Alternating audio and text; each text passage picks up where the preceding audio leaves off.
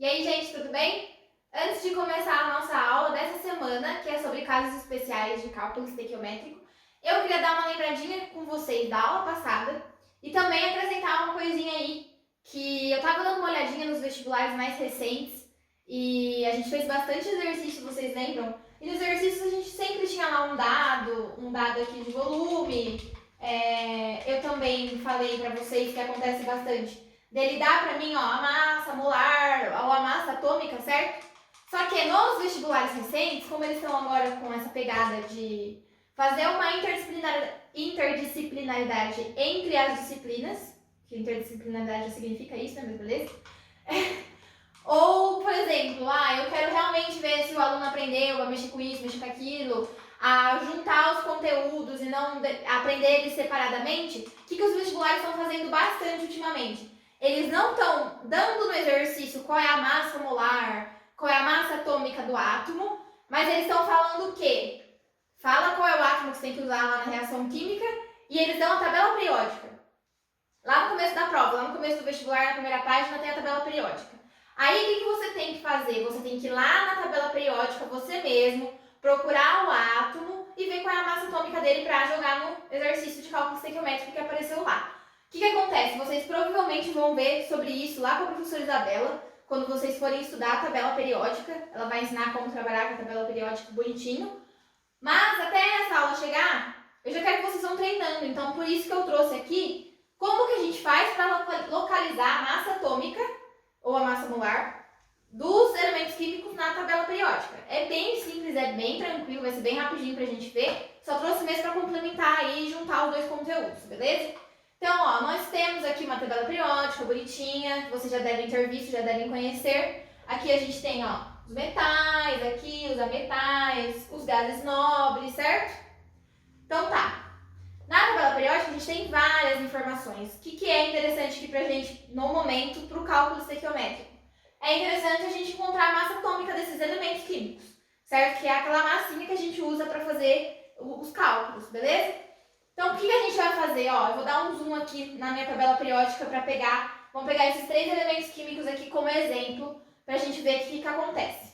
Bom, pegando esses três elementos químicos aqui, ó, dentro do quadradinho a gente tem dois números, certo? A gente tem o número aqui de cima e o número aqui de baixo. O que acontece esses dois números? O número ali de cima é o número atômico, que nada mais é do que o número de prótons que aquele elemento químico tem. É importante que pra gente esse agora, no momento? Não, a gente quer achar a massa atômica. Massa atômica é diferente do número atômico. Então, esse número aqui não é o que interessa pra gente. Qual é o que interessa pra gente, então? Esse número aqui de baixo. Esse número, sim, é o número da massa atômica nos elementos químicos, que é o que interessa pra gente. Beleza? Então, olhando aqui, qual o número que vai interessar pra vocês? Sempre esse número que tá aqui embaixo, tá? 99% das tabelas periódicas são assim. O que pode acontecer de vocês pegarem uma tabela ou outra que está diferente? Como que eu faço então para diferenciar qual é o número atômico e qual é a massa atômica? Ou, eu estou lá na hora da prova, não lembro qual que é qual. Qual que é a dica que eu dou para vocês? O número atômico dos elementos químicos, ele está sempre em ordem crescente na tabela periódica. O que isso significa? A gente tem o boro, do ladinho a gente tem o carbono e do ladinho a gente tem o nitrogênio, certo? Tá. Olhei aqui esses dois números. A gente tem 5, 6 e 7. E a gente tem 10,81, 12,011 e 14,007. A hora que você olhar aqui, você vai ter que lembrar lá quem é a massa atômica. É só vocês verem qual número não está em ordem crescente. Olha para os átomozinhos do lado. O número aqui de cima está em ordem crescente. Então, quer dizer que esse número aqui de cima é um número atômico. Beleza? Então, o número atômico sempre vai estar em ordem crescente porque os elementos químicos estão organizados na tabela periódica em ordem crescente de número atômico. Tranquilo, gente? Agora que a gente já viu isso aqui, que vocês vão utilizar bastante, a gente pode dar continuidade para o nosso conteúdo. Todos os exercícios que eu fiz, que eu dei na lista passada para vocês, eu dei os números atômicos. Agora, os exercícios dessa nova aula aqui, eu não vou dar para vocês aprenderem aí a procurar lá na tabela periódica. Beleza? Então vamos continuar a aula agora. E aí, pessoal, tudo bem com vocês? Estou aqui para dar continuidade para a nossa aula de cálculo estequiométrico Bom, a gente fez alguns exercícios lá, passei uma listinha para vocês, espero que vocês tenham conseguido fazer. Essa aula aqui, que é a continuação, é para falar sobre alguns casos especiais de cálculo estequiométrico que tem. Bom, vão ser exercícios que a gente vai seguir a mesma linha de raciocínio que a gente estava seguindo para resolver os exercícios anteriores, mas agora vão aparecer alguns detalhes que a gente tem que levar em consideração, que são detalhes muito importantes. Esses exercícios aqui são exercícios de pegadinha de cálculo estequiométrico, que a gente tem que prestar o dobro de atenção. Tudo bem? Então vamos aí descobrir quais são esses casos especiais e ver que eles não são tão complicados assim, certo? O primeiro caso especial que a gente tem sobre cálculo estequiométrico é chamado de excesso de reagente. Ou seja, um dos reagentes está em maior quantidade do que era para estar. Pela proporção química, a gente tem que seguir aquilo que a gente vê na equação balanceada e tudo mais, mas um desses reagentes não está seguindo isso, ele está em quantidade maior. E a gente fala que esse reagente está em excesso, e o outro reagente que não está em excesso é chamado de reagente limitante. Como que vai funcionar isso? Então, por exemplo, aqui eu vou montar uma bicicleta. Eu tenho aqui 4 pares de rodas de bicicleta, mas eu só tenho 3 chassis de bicicleta. Não sei muito bem como fala. Tenho 3 corpinhos aqui da bicicleta, certo? Quando eu for montar as minhas bicicletas, eu acabo ficando com 3 bicicletas completas, mas sobra um par de rodas. Por quê? Porque eu não tenho um chassi para colocar ela. E se eu não tiver o chassi, eu não consigo montar a bicicleta. Então, a gente diz que a roda é o reagente em excesso, o chassi é o reagente limitante. Olhando aqui para a nossa reação de bicicleta e de roda de bicicleta, vocês me diriam, quem que está determinando para mim quantos produtos eu consigo formar? Quem que determina qual é aquele que fala para mim, não, vai conseguir formar tantos produtos? A roda da bicicleta ou o chassi da bicicleta? Aquilo que está em excesso ou aquilo que é o limitante? O que é o limitante, certo? Porque, eu tenho 3 chassis de bicicleta, então eu acabo conseguindo formar 3 bicicletas. A roda que eu tenho a mais lá fica sobrando. Então, a gente diz, no excesso de reagentes, que quem determina a quantidade do produto é o reagente limitante. Então, a gente sempre vai seguir o reagente limitante para fazer o nosso cálculo estequiométrico, tudo bem? Como que vai ser isso aplicado a um exercício? Vamos lá. Um exercício da Unesp aqui para a gente fazer. Considere a reação química representada pela equação. Então, 2 mols de Fe2S3 reagem com 6 mols de H2O mais 3 mols de O2, formando 4 mols de FeOH3 mais 6 mols de enxofre.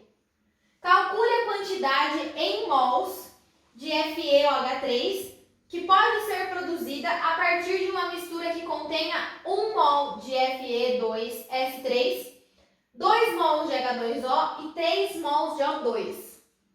Tá, exercício tem muita informação.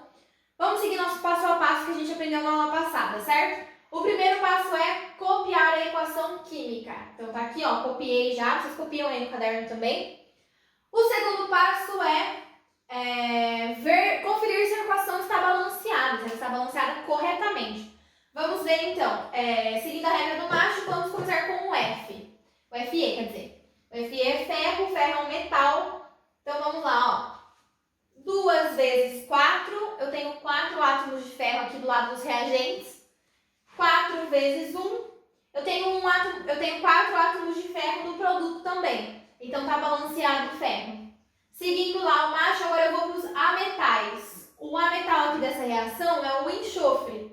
Então vamos localizar o enxofre aqui nos reagentes primeiro. 2 vezes 3, 6 átomos de enxofre aqui desse lado. Do outro lado eu tenho 6 vezes 1, 6 átomos de enxofre também. A equação está balanceada para o enxofre. Carbono eu não tenho, mas eu tenho hidrogênio. Então vamos ver, localizar o hidrogênio, ele está aqui. 6 vezes 2 é 12. Aqui desse lado, parênteses. Sempre tomar cuidado com o parênteses, certo? Parênteses multiplica o índice de quem está dentro dele. 3 vezes 1, então, vai dar 3. Mas eu tenho que multiplicar esse 3 aqui pelo número de mols que eu tenho aqui. vezes 4 dá 12 também. O hidrogênio também está balanceado. Para finalizar nosso balanceamento, agora eu tenho que ver os átomos de oxigênio. 6 vezes 1 vai dar 6, mas eu ainda tenho oxigênio no lado dos reagentes. Aqui, ó, 3 vezes 2 vai dar 6 também, totalizando 12 átomos de oxigênio do lado dos reagentes. Vamos ver lá no produto agora. 3 vezes 1 vai dar 3, aí eu tenho que fazer 3 vezes 4, que vai dar 12. Então, essa equação química está balanceada, certinho, bonitinho, eu posso continuar as minhas regrinhas lá do cálculo estequiométrico. A terceira regra era identificar quais são as espécies químicas que eu vou trabalhar aqui. Então, a gente estava identificando, relendo o enunciado e vendo quem que ele estava citando lá no enunciado, certo? Vamos fazer a mesma coisa. Calcule a quantidade em mols de FeOH3. Então, é esse aqui. Que pode ser produzida a partir de uma mistura que contenha 1 mol de Fe2S3, então é esse aqui, 2 mols de H2O, que é esse aqui, 3 mols de O2, que é esse aqui. Ele quer que a gente descubra o FeOH3. Tá. Mas e aí, gente? Ele citou os 3 reagentes no enunciado. Eu vou fazer o cálculo estequiométrico com os 3? Não necessariamente, certo? Não, na verdade não posso fazer o cálculo estequiométrico com os 3. Por quê? Porque a regra de 3 é feita entre 2 espécies só da equação, certo?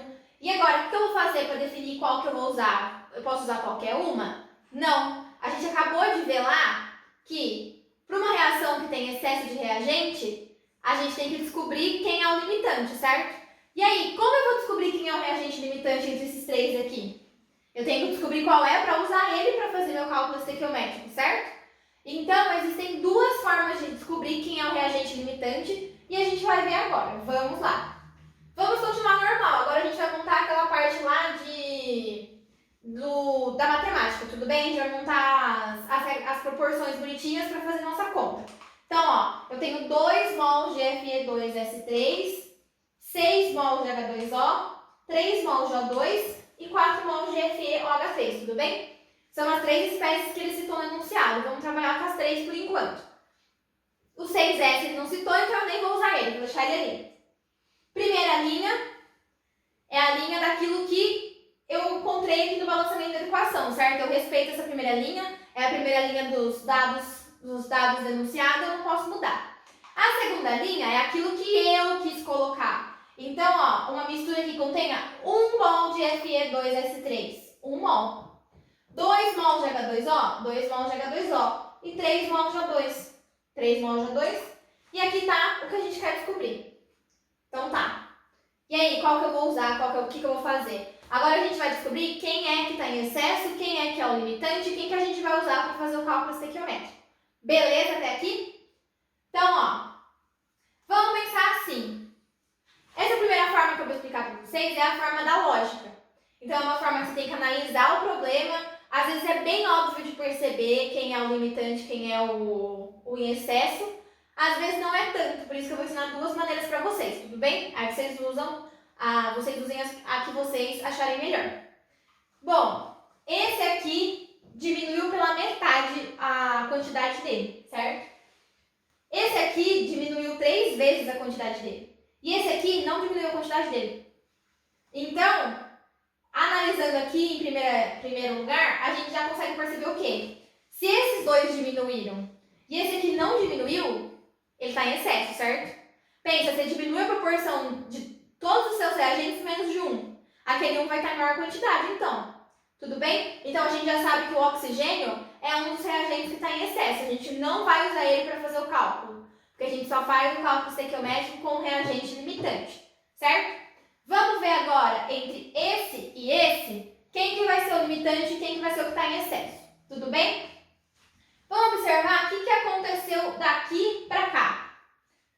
De 2 mols para 1 mol, diminuiu pela metade a quantidade de reagente, não foi? Dividiu por 2. Sendo assim, eu tinha que seguir a mesma lógica aqui desse lado. Eu também tinha que dividir por 2 aqui.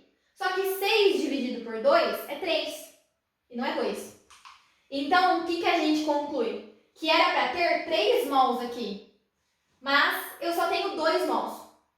Então, vocês concordam? Se era para eu ter 3 e eu só tenho 2, tá faltando. Se tá faltando aqui, esse aqui vai ser meu reagente limitante. Tudo bem? Então, a gente consegue ver aqui pela lógica, certo? Segunda forma de resolver quem é o reagente limitante, quem é o reagente em excesso. A primeira forma era aquela, você compara as duas, dá uma examinada no problema e vai pela lógica. Essa aqui, pela lógica, pela proporção. Essa aqui a gente faz uma regrinha de 3 para tentar ver quem que é também. Essa aqui é para quem acha mais fácil fazer conta matemática para comprovar as coisas. Então, o que eu vou fazer aqui? Eu vou multiplicar esse número por esse, vou multiplicar esse número por esse. E aí eu vou colocar o resultado aonde? Esse vezes esse eu vou colocar aqui embaixo. Ó, aqui. 6 vezes 1 é igual a 6. Esse aqui eu vou colocar aqui embaixo, ó. 2 vezes 2 é igual a 4. Então, eu desci, ó. Aqui desce, multiplico aqui e desce. Certo? O que a gente vai fazer agora? Vai comparar os resultados. O 6 é maior que o 4? É, o 6 é maior que o 4. O que significa o quê? Que isso aqui que deu o resultado maior é o excesso e isso aqui que deu o resultado menor é o limitante. Então, a água é o meu reagente limitante. Tudo bem, pessoal? Multiplica em cruz, desce o resultado, vê quem é o maior e compara com qual reagente que é. Beleza, gente? É importante fazer isso aqui bem organizadinho, ó. Para quando você ir lá para cima, você ver quem é o seu reagente que você está examinando. Tudo bem? Então, um caderno organizado aqui, uma folha de prova organizada é essencial para a construção do exercício. Beleza? Sendo assim, definir que a água é meu reagente limitante. Tá, o que isso vai mudar na minha vida? Então, agora que eu já defini que esse aqui é o limitante, segundo o que a gente acabou de aprender, é o reagente limitante que eu vou usar para fazer a minha conta, para fazer a minha regra de 3, para resolver o meu cálculo estequiométrico. Então, o Fe2S3 não me importa mais. A água, não, o gás oxigênio, desculpa, não me importa mais também. Quem que vai me importar aqui? A água. E aquilo que eu quero descobrir. Então, antes eu tinha o quê? Antes eu tinha 3 reagentes, eu não sabia com qual que eu ia lidar. Agora que eu defini quem é o reagente limitante, é ele apenas que me interessa. Certo? Daqui pra frente é igualzinho a gente estava fazendo até agora, é um cálculo estequiométrico normal. A única coisa que mudou é que a gente tinha que definir quem é o reagente limitante.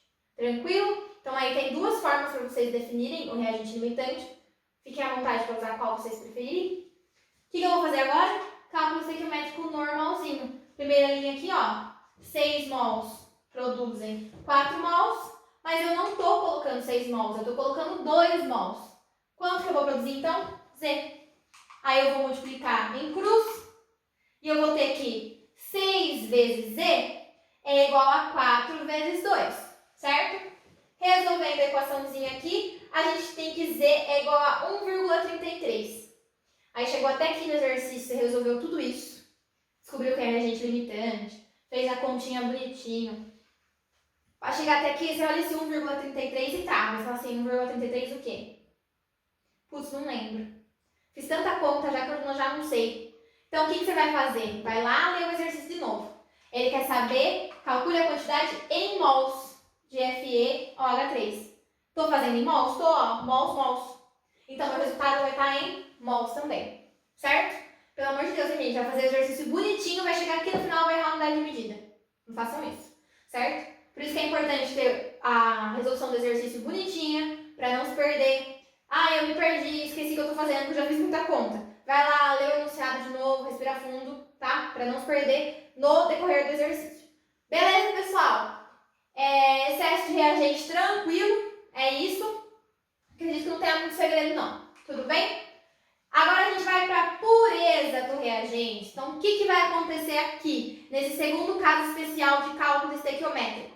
A gente vai ter um reagente? Vai. Fui lá na natureza, retirei meu reagente para produzir alguma coisa. Mas será que esse meu reagente está 100% puro? Eu vou conseguir utilizar 100% dele da minha reação química? Ou tem algumas coisas que eu peguei lá junto com ele que não são interessantes para mim? Então, nem todos os reagentes que a gente usa, ele vai estar 100% de pureza. E eu tenho que levar isso em consideração no meu cálculo estequiométrico.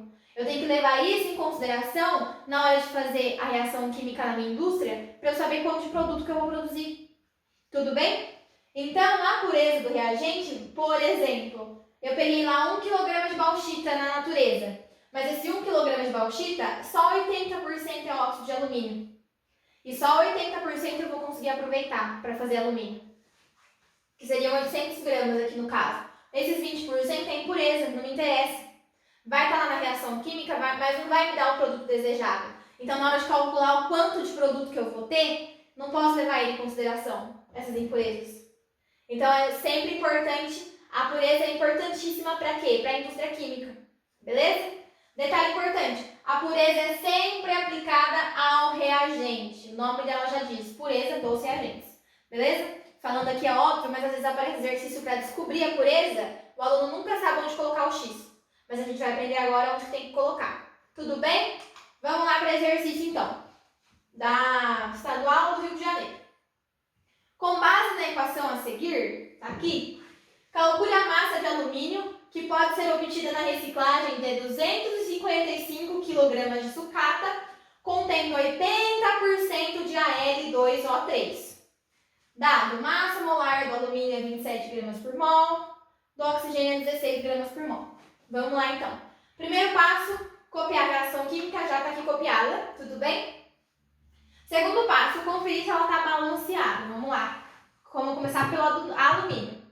2 vezes 2 dá 4, aqui nos reagentes. E nos produtos eu tenho 4 vezes 1, eu tenho 4 também, beleza?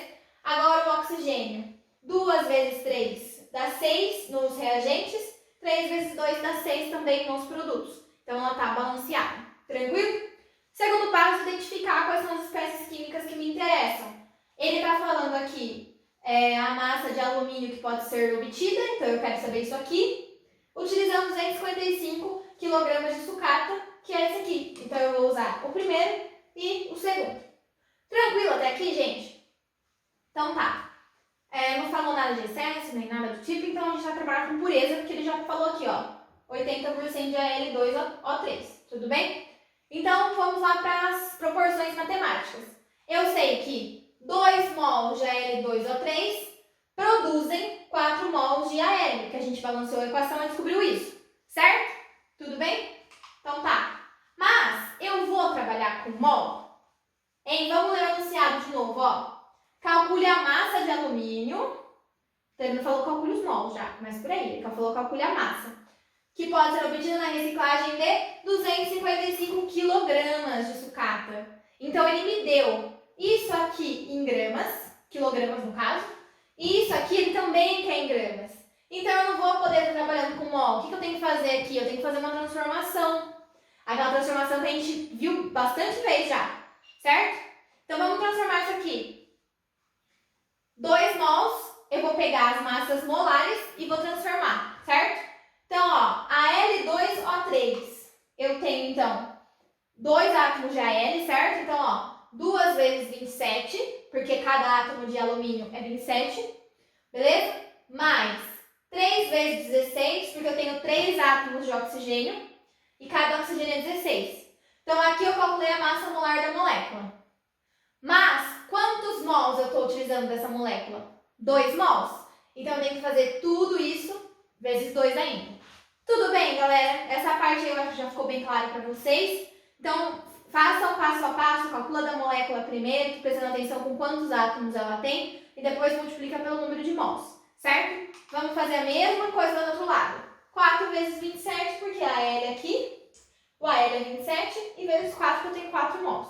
Tranquilo? Lá do outro lado agora. Quantos quilogramas eu estou utilizando de alumínio? Então, ó, primeira linha, massas molares, valores tabelados que não mudam.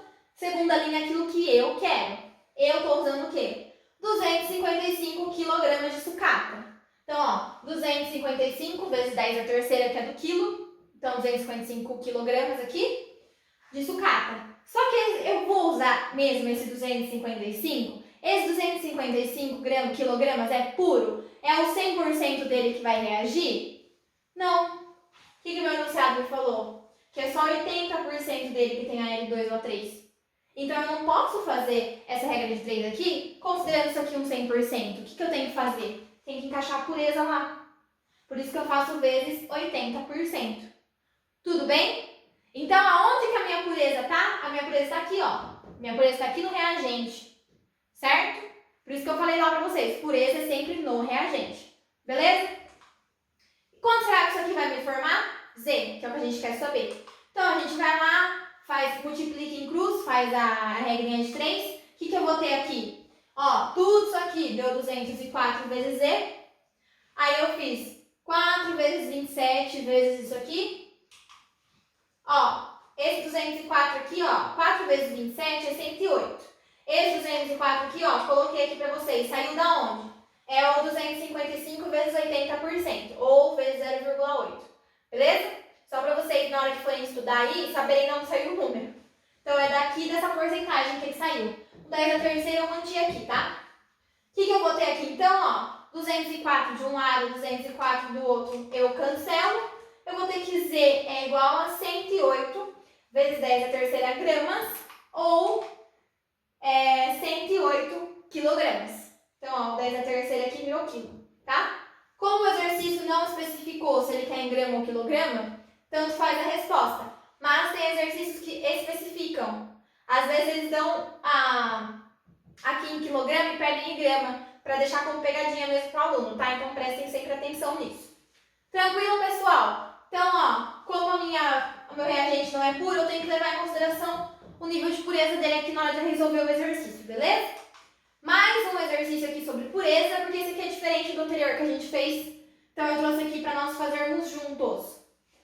Vamos lá. Para a verificação da pureza de uma amostra de zinco, este reagiu com ácido muriático e obtiveram-se 14 litros de gás hidrogênio. Qual a pureza do zinco, sabendo-se que a massa da amostra era de 100 gramas? Dados 1 mol é igual a 22,4 litros. A massa molar do zinco é 65,4 gramas por mol. Então, vamos lá. Olha só como esse exercício é diferente do anterior. No anterior, ele te dava a pureza e queria saber o produto. E nesse aqui, ele está te dando o resultado do produto e te perguntando qual é a pureza. Então, vamos ver o que vai mudar aqui. Vamos seguir normal, ó. Copiamos a equação química. Vamos conferir se ela está balanceada agora. Eu tenho 1 mol de zinco aqui, eu tenho um átomo de zinco aqui, um átomo de zinco aqui. Então, o zinco está balanceado. 2 vezes, vamos para o cloro agora. 2 vezes 1 para o cloro vai dar 2 átomos de cloro no reagente.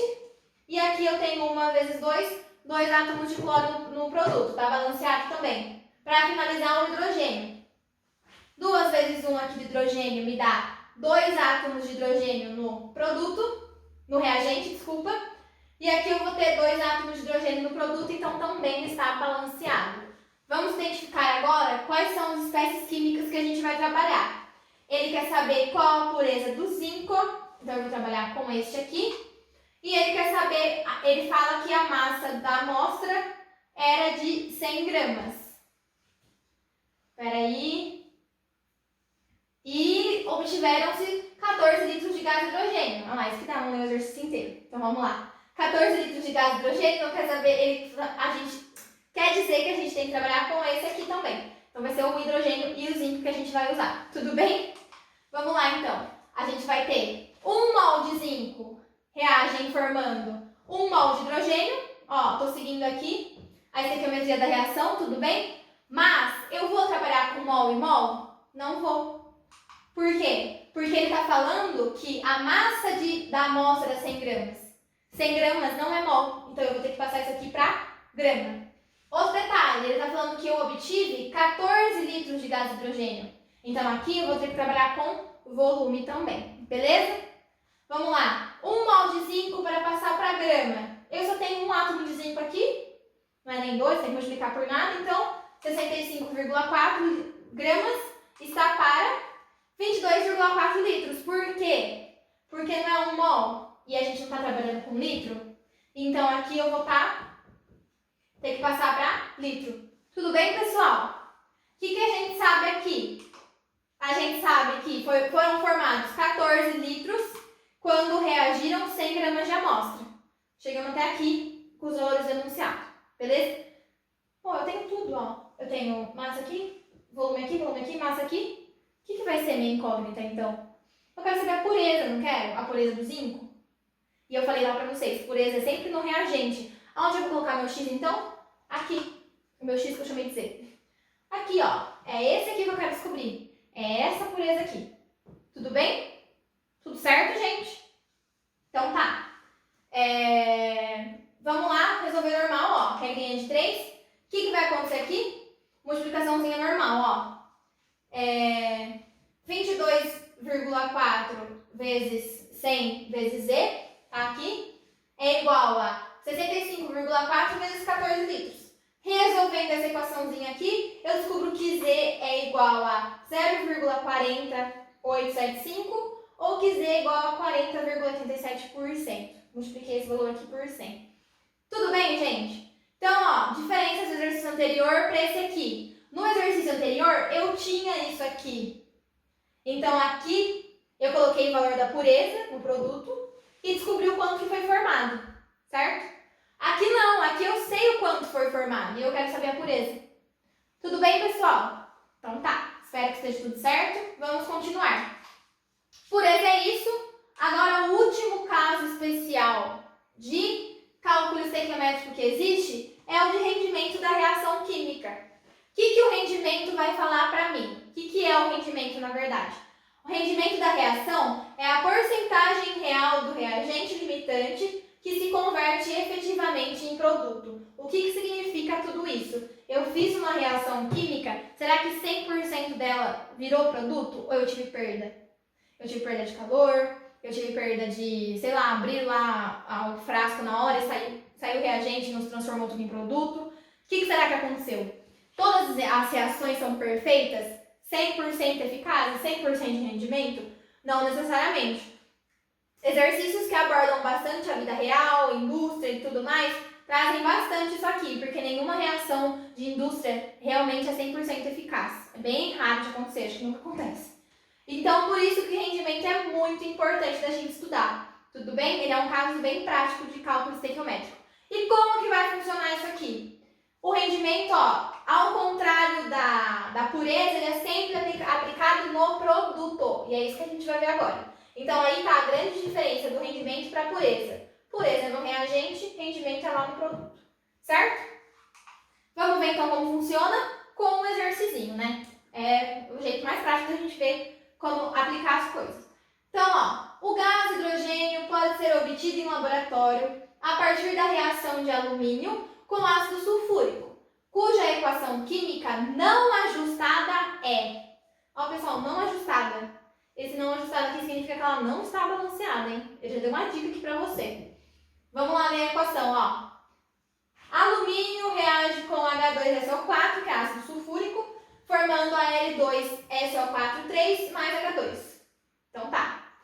Uma analista utilizou uma quantidade suficiente de H2SO4 para reagir com 5,5 gramas do metal e obteve-se 5,71 litros do gás na CNTP, condições normais de temperatura e pressão. Neste processo, o analista obteve um rendimento aproximado de... Então, ele está pedindo para a gente calcular o rendimento, tudo bem? Vamos lá, ele deu para a gente volume molar 22,4, massa molar do alumínio 27 gramas por mol. Vamos fazer normal, como se fosse um cálculo estequiométrico normal e não um caso especial, vamos seguir nossa vida normal. Primeiro passo, copiar a equação química, beleza? Segundo passo seria conferir se ela está balanceada, mas o exercício já deu a dica pra gente, ela é não ajustada, não balanceada, vamos balanceá-la então. Começando pelo alumínio. Eu tenho um átomo de alumínio aqui, nos reagentes, mas nos produtos eu tenho a L2, eu tenho 2 átomos de alumínio. Então eu preciso colocar um 2 aqui, 2 vezes 1, 2. Alumínio está balanceado. Vamos agora para o enxofre, que é o nosso ametal. 1 vezes 1 vai dar 1, então eu tenho um átomo de alumínio desse lado.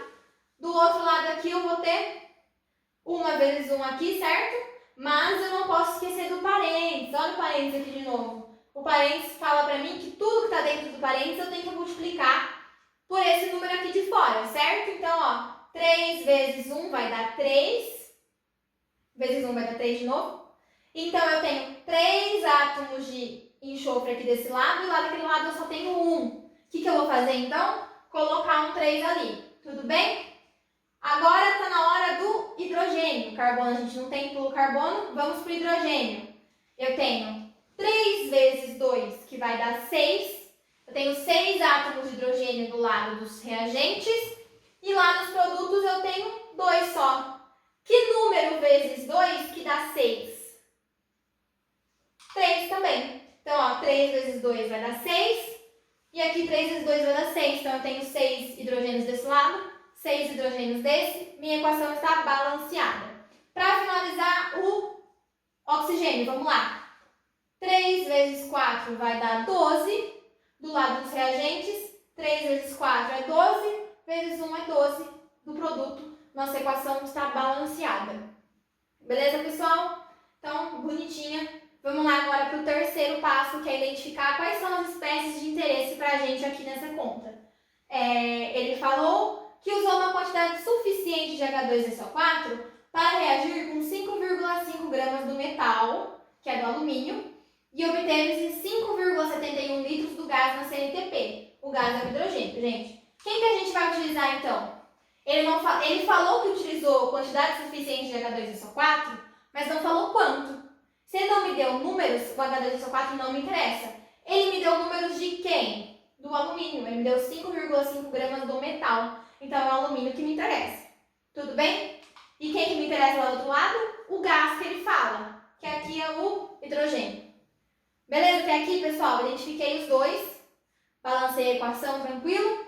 Vamos para a parte matemática do processo. O que eu vou ter aqui? Eu tenho que 2 mols de alumínio reagem com quantos mols de hidrogênio? Formam quantos mols de hidrogênio? 3 mols, tudo bem? Mas eu vou trabalhar em mol? Não. O exercício me falou o quê? Em gramas, ó. 5,5 gramas do metal e ele falou em litros no produto. Obteve-se 5,71 litros do gás. O que eu tenho que fazer, então? Transformar isso para grama e transformar isso aqui para volume, certo? Seguindo aquilo que ele quer que eu faça. Se ele quer em grama, eu vou ter que transformar em grama, tá bom? Então vamos lá, ó. Massa molar do alumínio é 27, então vai ficar o quê? 2 vezes 27, porque eu tenho 2 mols, beleza? O que a gente vai ter lá do outro lado? 3 vezes 22,4 litros. Por quê? Porque o volume molar é 22,4, ele me passou, certo?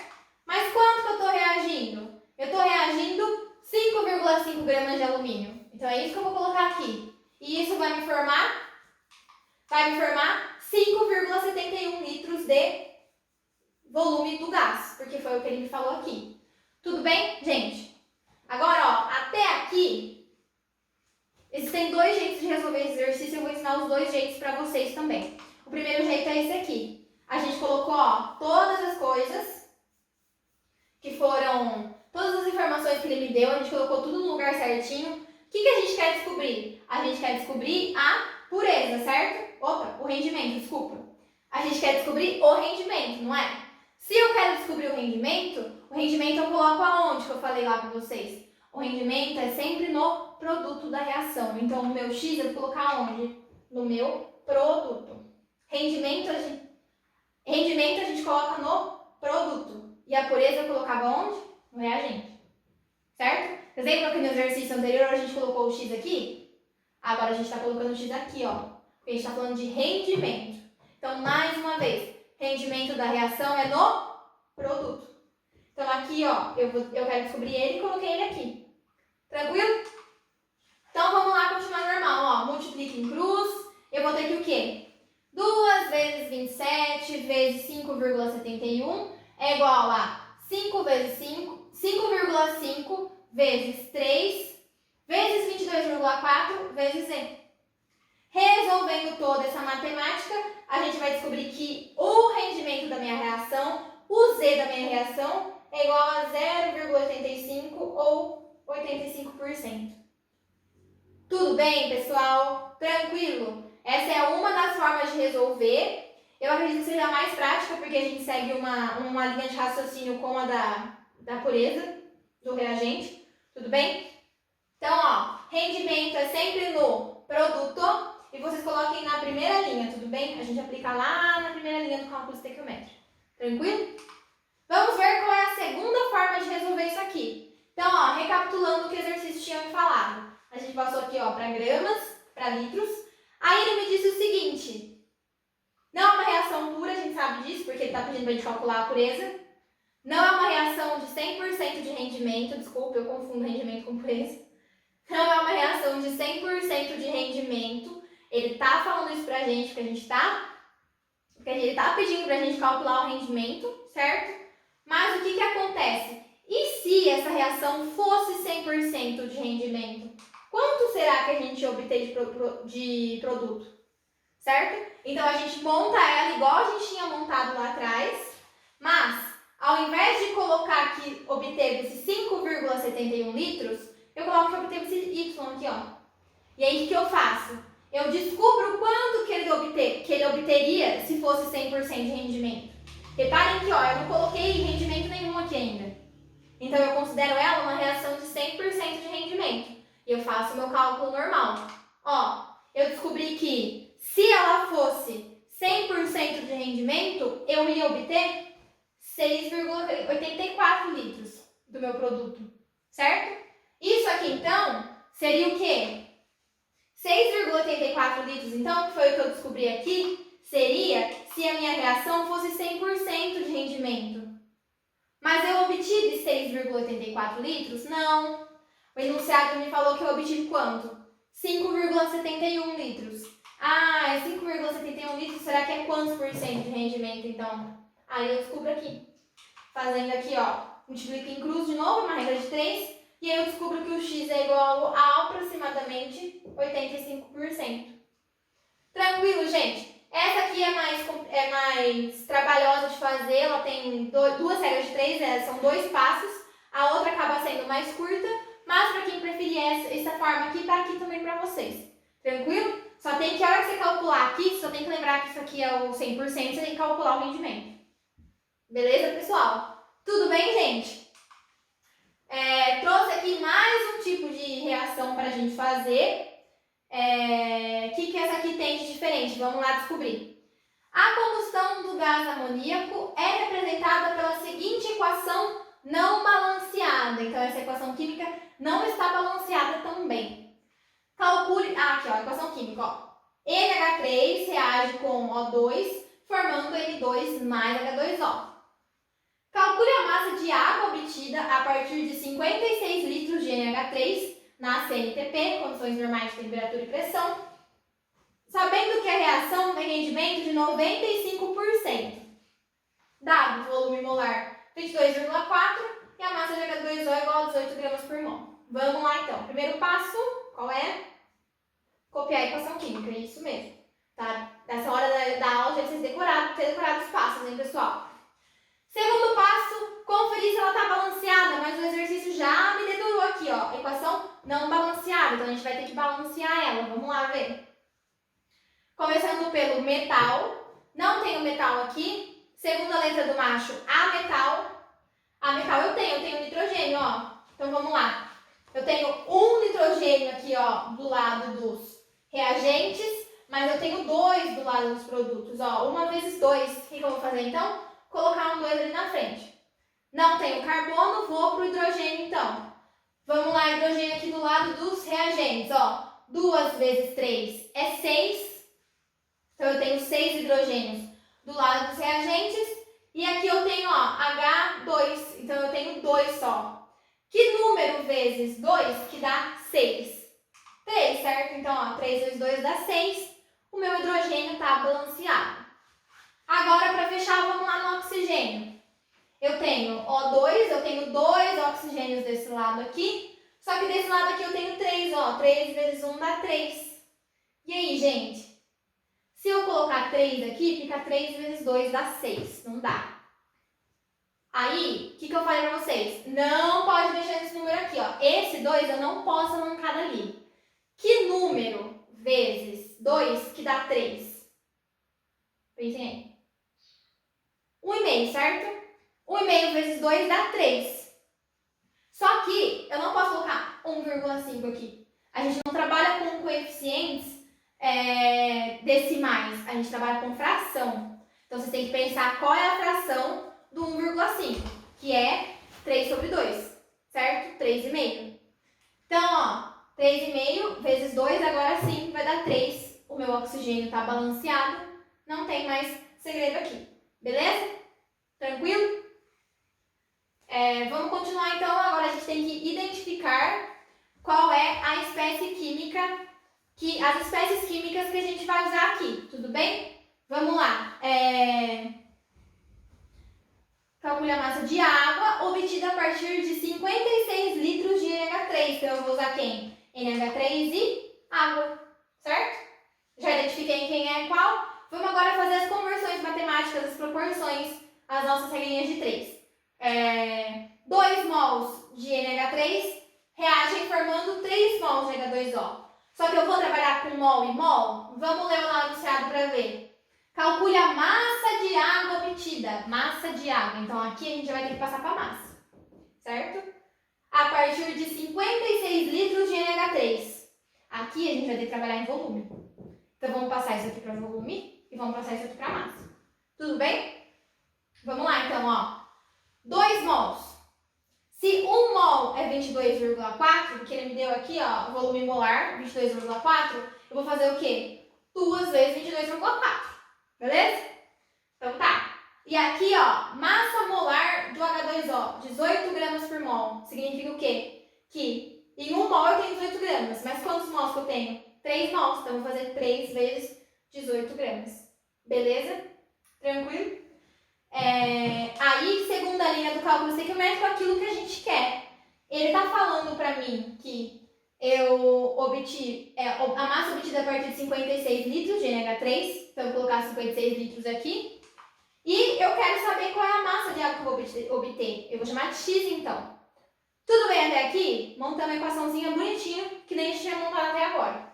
Qual é o detalhe importante daqui? Sabendo que a reação tem rendimento de 95%. Essa reação não é 100%. O que eu tenho que fazer com esse rendimento? Então, eu vou colocar ele aonde? No produto. Sempre no produto. Rendimento é no produto da reação. Certo? Ó, meu 0,95 aqui. Eu já passei, tá, gente? Ó, 95% é a mesma coisa que 0,95. Prontinho, montei uma regra de 3. Eu vou lá multiplicar em cruz, que nem a gente estava fazendo até agora. E vou ter lá, ó, bonitinho o quê? 44,8, que é isso aqui, vezes x, é igual a 3 vezes 18 vezes 0,95 vezes 56. Eu vou resolver lá a continha e eu descubro que a massa de água que eu vou obter é de 64,1 gramas. Tudo bem, pessoal? É isso, tá? Rendimento da reação é isso.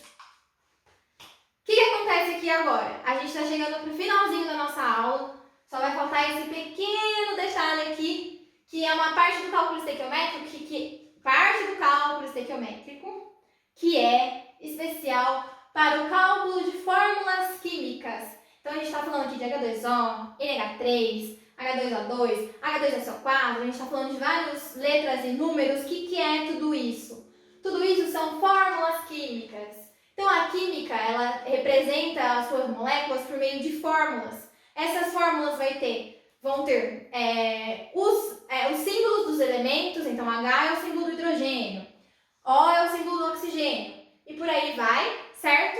E elas vão ter números. Esses números representam para mim qual é a quantidade de átomos que eu tenho lá naquela molécula, tudo bem?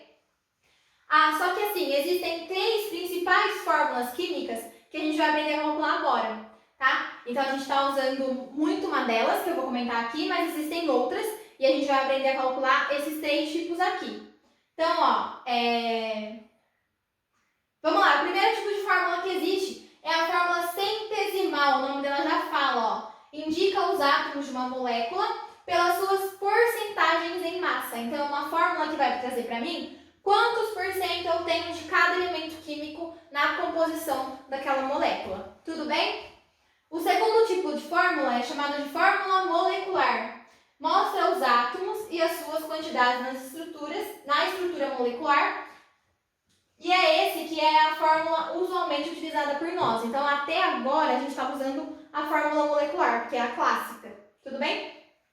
E por último, a gente tem a fórmula mínima ou empírica. A menor proporção de números inteiros entre os átomos de uma molécula. É a fórmula molecular simplificada. Então, é quando a gente consegue simplificar a fórmula molecular. Para não ficar tão abstrato para vocês, eu trouxe um exemplo aqui mostrando para a gente os 3 tipos de fórmula. Então, por exemplo, o metano, CH4, a fórmula molecular dele é CH4. Quer dizer que eu tenho um átomo de carbono e eu tenho 4 átomos de hidrogênio, certo? O que eu faço? Fórmula mínima é quando eu simplifico os índices da minha molécula. Só que aqui eles já estão no estado máximo simplificado, que é 1/4, não tem como eu dividir por nada. Então, a fórmula mínima do metano continua sendo CH4, beleza? E a fórmula centesimal dele vai ser C75% e H25%. Indica que na massa dele, eu tenho 25% dela é composta por hidrogênio. E os outros 75% daquela massa do metano é composta por carbono. Beleza? Segundo exemplo aqui, ó. C2H6. C2H6 é a fórmula molecular do composto orgânico aqui. Certo? Mas eu posso dividir o 2 por 2 e o 6 por 2, não posso? Então eu consigo simplificar essa fórmula. Simplificando ela, eu chego na fórmula mínima de CH3. Então a fórmula mínima do C2H6 é CH3. E aí a fórmula centesimal é a mesma coisa. Eu faço lá a porcentagem em massa, eu descubro que eu tenho 80% em massa de carbono e 20% em massa de hidrogênio, certo? Então esse exemplo aqui é mais para ilustrar para vocês, principalmente a diferença entre essa e essa, como chega nessa. Mas o importante mesmo é o que a gente vai fazer agora. Agora a gente vai aprender a calcular esses 3 tipos de fórmula, tá? Ultimamente não tem caído muitos exercícios sobre isso no vestibular, os exercícios que tem são mais antigos, mas nunca se sabe, né? Então estamos aqui passando para depois falar que a gente não passou, né? Então vamos lá, até porque não é difícil, é só seguir um passo a passo bem simplificado que eu montei para vocês, então não tem segredo, tá? É bem tranquilo. Ó, vamos lá. Vamos primeiro determinar a fórmula centesimal, que é a mais clássica que a gente faz. Vou lá pegar um composto, ó, por exemplo, o H2SO4, vamos calcular a fórmula centesimal dele.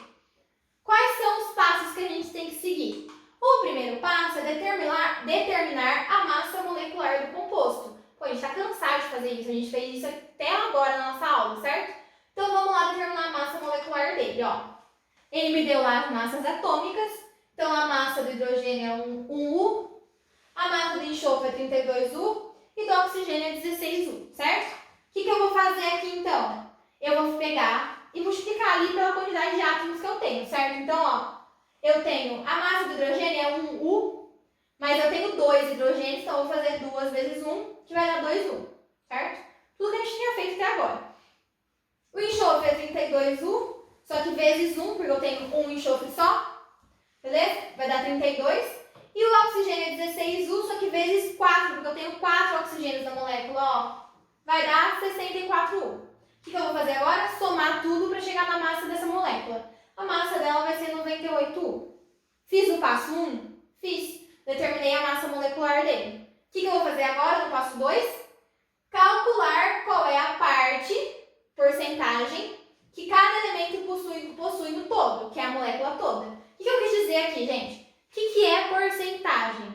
Vamos lá, eu sempre falo em aula para vocês e vou falar aqui de novo. A porcentagem indica para mim qual é a parte de alguma coisa dentro de um todo. Então, eu tenho tantos por cento. Quer dizer que entre um todo, uma parte é aquela porcentagem que eu estou falando, certo? Então, é exatamente isso que a gente vai fazer aqui agora. O meu todo é essa massa aqui, que é a massa da minha molécula inteira. Então, o meu todo é isso. E quando eu calculo a porcentagem de hidrogênio, a porcentagem de enxofre e de oxigênio, eu estou calculando o quê? Qual é a parte desses elementos químicos que eles possuem no todo, que é a minha molécula inteira. Então é isso que eu quis dizer aqui para vocês. Tudo bem? Como que eu vou fazer isso? É bem simples, gente, ó. 98U, que é a minha massa total, que é o meu todo, vai ser o quê? Meu 100%, que é o meu todo, certo? Só que, ó, vamos calcular do hidrogênio primeiro. Desse 98U, eu não tenho 2U que são de hidrogênio, ó, que a gente calculou aqui? Tenho, não tenho? Então, esse 2U vai representar para mim qual é a porcentagem de hidrogênio que eu tenho ali naquela molécula. Aí eu faço o quê? Faço a regra de 3 normal aqui e eu descubro que a porcentagem de hidrogênio é 2,04. Tranquilo? Belezinha? Vamos fazer o mesmo agora para o enxofre e para o oxigênio. Vamos lá, então, ó. 98U é 100%, é o meu todo. E 32U, que é o do enxofre, ó. Qual é a parte que ele ocupa ali? É a porcentagem de enxofre que a gente quer descobrir. Porcentagem de enxofre deu 32,65%. Mesma coisa que, gente, ó, regra de 3, bonitinho, tá? E para o oxigênio, para finalizar, a mesma coisa. 98U vai ser meu 100%. E o 64U, que é a massa que o oxigênio constitui dessa molécula, é a massa que ele ajuda a formar a molécula, vai ser minha porcentagem de oxigênio. Aí eu chego em 65,31%. Beleza, gente? Tudo certo? Então, ó, terceiro passo para finalizar, escrever a fórmula centesimal, cada elemento com a sua respectiva porcentagem. Então, eu vou ter o quê, ó? H, 2,04%, que foi o que a gente descobriu. S, 32,65%, que está aqui. E oxigênio, por fim, 65,31%. Tá aqui, ó, pronto. Tá pronta a fórmula centesimal do ácido sulfúrico H2SO4. Tranquilo, gente? Belezinha? Essa aqui é bem simples, certo? Vamos lá para a determinação da segunda fórmula química, que é a fórmula mínima. Então, olha a pergunta que o exercício fez pra gente. Qual é a fórmula mínima do composto Mg 20%, S 26,66% e O 53,33%? O que ele fez aqui, pessoal? Qual fórmula que ele forneceu pra gente? Ele forneceu pra gente a fórmula centesimal, certo? Foi o que a gente acabou de aprender a calcular. O que é importante vocês saberem aqui? Para determinar a fórmula mínima, o que a gente tem que ter? A gente tem que ter uma massa da amostra. Ou ele tem que falar, tipo assim, qual é a fórmula mínima do composto que tem 20 gramas de não sei o que, 12 gramas de não sei o que, ele tem que fornecer alguma informação pra gente. A gente não consegue calcular do nada, a gente tem que ter essa informação, certo? Aqui, ele não forneceu a massa da amostra, mas ele forneceu a porcentagem. O que a gente pode fazer, então? Qual vai ser o nosso primeiro passo, já que ele forneceu a porcentagem pra gente? Nosso primeiro passo vai ser adotar 100 gramas de amostra como referência. O que isso quer dizer? Eu não sei qual é esse composto, eu sei que ele é composto que ele tem os elementos magnésio, enxofre e oxigênio, MgSO. Só que eu não sei qual é. Mas eu vou supor que eu tenha pego 100 gramas dele. Posso fazer isso? Pode. Por que a gente vai pegar 100 gramas? Porque 100 gramas fica bem fácil da gente comparar com essas porcentagens aqui, tá? É por isso que a gente pega os 100 gramas, tá? Então, adotar 100 gramas da amostra como referência. Por quê? Se eu tenho 100 gramas e 20% dessas 100 gramas é de Mg, qual é a massa de Mg que eu tenho, então? Pô, 100 gramas vai ser 100%, 20% vai ser 20 gramas. Por isso que a gente pega os 100 gramas. Porque daí fica bem fácil de fazer analogia, tá? É igual. Seguindo o mesmo raciocínio, eu tenho o quê? 26,66 gramas de enxofre e 53,33 gramas de oxigênio. Tudo bem, gente? Tranquilo? Então, ó, essa parte do adotar 100 gramas como referência pode ficar meio confusa. Mas aqui, eu preciso adotar os 100 gramas como referência porque eu preciso ter uma massa de amostra. Para que eu preciso ter uma massa de amostra? Por causa do meu segundo passo. O meu segundo passo é determinar o número de mols. Para quem não lembra, a gente viu na aula de teoria atômico-molecular que a fórmula para determinar o número de mols é essa aqui, ó. Mzinho sobre Mzão. Mzinho é o quê? Mzinho é a massa da amostra que eu tenho. Então, se eu não 100 gramas aqui, eu não tenho massa de amostra, tá? Por isso que a gente adota então ali para ficar fácil de fazer a relação, beleza? Então, ó, segundo passo, determinar o número de mols. Fazer de que jeito? Número de mols é igual a Mzinho sobre emissão.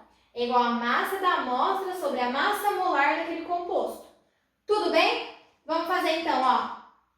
Ele me deu ali, ó, as massas molares, que a gente vai precisar por causa desse aqui. Número de mols do magnésio é igual ao quê? 20, que é a massa de magnésio que o exercício me deu, sobre 24, que é a massa molar do magnésio. Tranquilo? Isso aqui vai dar 0,833 mols.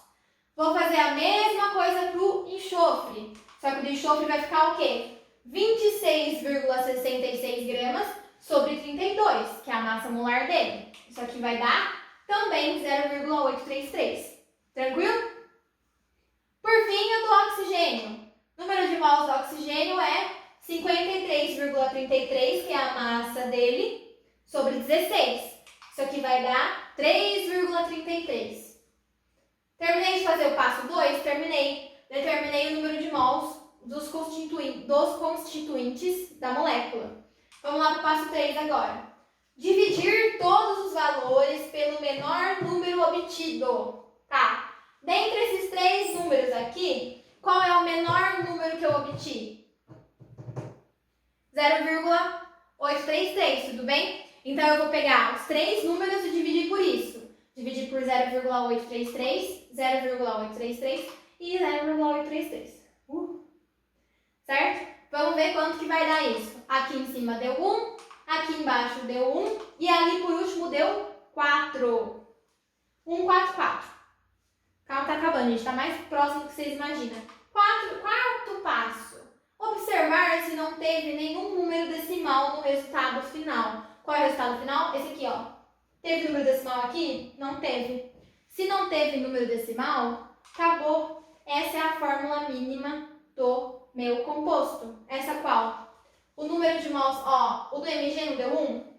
Então é Mg1. Do enxofre não deu 1? Então o S eu tenho um átomo também. E do oxigênio não deu 4? Então do oxigênio eu tenho 4 átomos. Gente, é extremamente necessário ter organização para resolver esse exercício também. Porque se vocês colocarem tudo perdido aqui, os números de mols, essas coisas, você não sabe de quem que é S1, de quem que é S4, tá? Então tem que prestar atenção, tem que tomar cuidado. E é assim que a gente determina a fórmula mínima de um composto. Tudo bem? Tranquilo? Se seguir o passo a passo, não tem segredo, certo? O que eu quero que vocês prestem atenção aqui agora? No passo 4, observar se não teve nenhum número decimal no resultado final. Pô, aqui não teve, perfeito, lindo, né?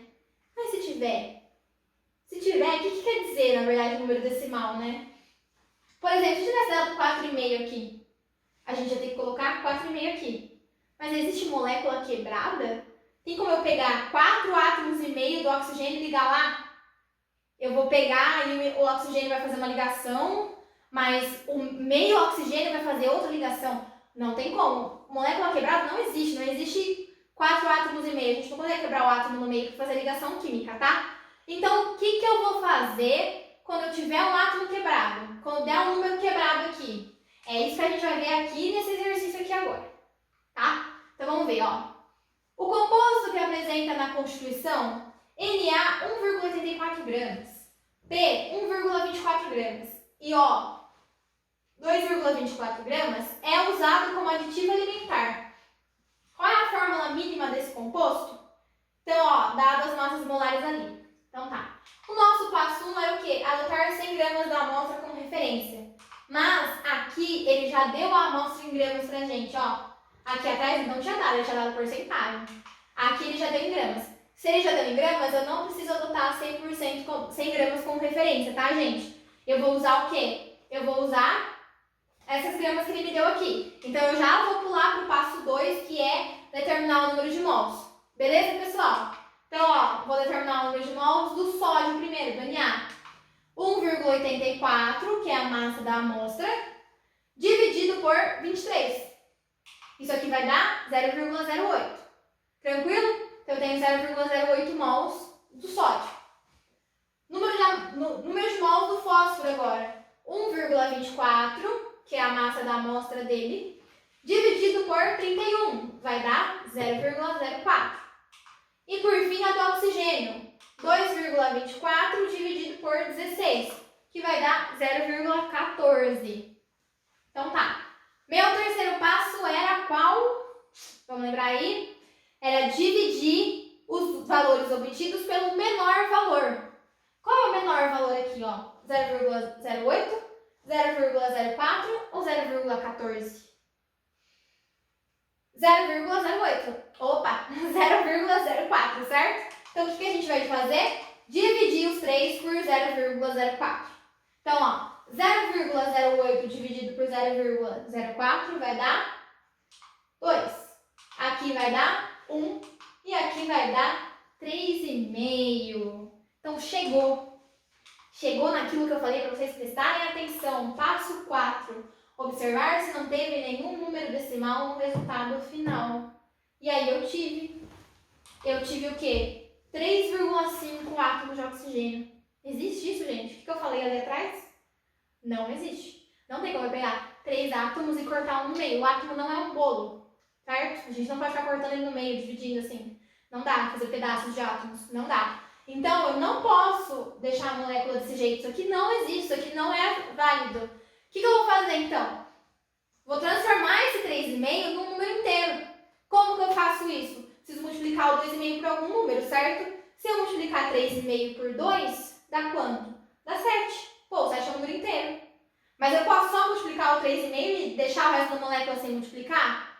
Não. Porque daí, se eu fizer isso, eu não respeito a proporção. E aqui é tudo proporcional, gente. A química é uma ciência exata, proporcional, bonitinha. Então, eu tenho que multiplicar a molécula inteira. Todos os índices por 2. Então, eu vou fazer 2 vezes 2, que vai dar 4. Eu vou fazer 1 vezes 2, que vai dar 2. E o 3,5 vezes 2, que vai dar 7. Agora sim, eu tenho só índices inteiros aqui. E se eu tenho só índices inteiros, a minha molécula existe, ela está lá bonitinha. Tudo bem, pessoal? Deu para entender o que acontece aqui, ó, nessa passo número 4, a gente tem que prestar atenção, certo? Tomem cuidado com números decimais, gente. Átomo cortado no meio não existe. Beleza? Por fim, para a alegria de vocês, está acabando. O que a gente tem aqui? Determinação da fórmula molecular, a nossa última fórmula, a última fórmula que nós vamos utilizar. Tudo bem? Então, ó, qual é a fórmula molecular do composto H, 5,88% e O, 94,12%, sabendo que M, ou seja, a massa molar desse composto, a emissão desse composto, é igual a 34 gramas por mol. E eu quero que vocês prestem atenção aqui. Vocês repararam que as informações fornecidas nos exercícios são diferentes? Porque o que eles querem é diferente, então isso já deixa a gente em alerta. Aqui ele me deu a massa molecular do composto, aqui atrás ele não me dava. Lá na fórmula centesimal, então, nem se fala. Tudo bem? Então, reparem que as informações fornecidas são diferentes, certo? Vamos lá, então. Qual é o primeiro passo para a determinação de fórmula molecular? Determinar a fórmula mínima do composto. Então, se a gente não sabe fazer tudo isso que a gente fez aqui, não tem como determinar a fórmula molecular, tudo bem? Então, o primeiro passo é esse. Vamos lembrar lá agora quais são os passos para determinar a fórmula mínima? O primeiro deles era achar a massa, né? A massa das espécies químicas lá da molécula. Só que, quando ele dava em massa, que nem aconteceu aqui, a gente só pegava a massa direto. Quando ele dá em porcentagem, o que a gente tem que fazer? Adotar 100 gramas como referência. Beleza? Se eu pego 100 gramas como referência aqui no caso, eu vou ter o que então? 5,88 gramas de hidrogênio e 94,12 gramas de oxigênio. Beleza, pessoal? Espero que esse negócio aí de adotar 100 gramas como referência tenha ficado claro. Se não ficou, vocês me chamam lá que eu explico para vocês de novo, tá? Até aqui tudo bem? Então, beleza. O segundo passo para determinar a fórmula mínima do composto é encontrar o número de mols dos átomos que constituem a molécula, certo? Então, vamos lá. Ó, ele me deu as massas molares. Vamos lá. Número de mols de hidrogênio. 5,88 gramas dividido por 1. que é o quê? A massa da amostra dividido pela massa a massa molar dela, tudo bem? O ebizão. Isso aqui vai dar 5,88. Número de mols de oxigênio, 94,12 gramas dividido por 16, que é a massa molar dele, certo? Isso aqui vai dar 5,88 também. Logo, aí o terceiro passo para determinar a fórmula mínima era dividir pelo menor valor encontrado, certo? Vamos dividir tudo por 5,88 então, vai dar 1, tem um aqui, deu um aqui. Bom, eu encontrei a fórmula mínima. A fórmula mínima do meu composto é H1O1. Beleza? Mas acabou? Se eu estivesse determinando só a fórmula mínima, tinha acabado, mas não. Agora a gente está determinando a fórmula molecular. Então ainda tenho mais um passo aqui. Depois de determinar a fórmula mínima, o que eu tenho que fazer? Calcular a massa molecular do composto da fórmula mínima e compará-la com a massa fornecida no enunciado. Então vamos lá, por partes, que esse passo é meio extenso. Calcular a massa molecular do composto da fórmula mínima. Vamos calcular então a massa molecular desse composto aqui. Eu tenho um H e um O. O O é 16, o H é 1. 16 mais 1 vai ser 17. Essa é a fórmula molecular dele. Tudo bem? Vamos agora compará-la com a massa fornecida no enunciado. A massa fornecida no enunciado foi de quanto? 34 gramas por mol. Vamos fazer uma relação agora entre a massa do enunciado e a massa que a gente encontrou? 34 gramas por mol é o quê? É o dobro, gente, de 17 gramas por mol, ó. Fiz uma relação entre as duas. Se a massa dobrou, o que eu tenho que fazer com o índice das moléculas também? A mesma coisa. Por quê? Porque na química é tudo proporcional. Se aqui dobrou, eu vou dobrar aqui também. Eu vou dobrar os índices. E aí, dobrando os índices, eu tenho o quê? H2O2. Terminou, professora? Terminou. Vamos só conferir para ver se está certo? Vamos.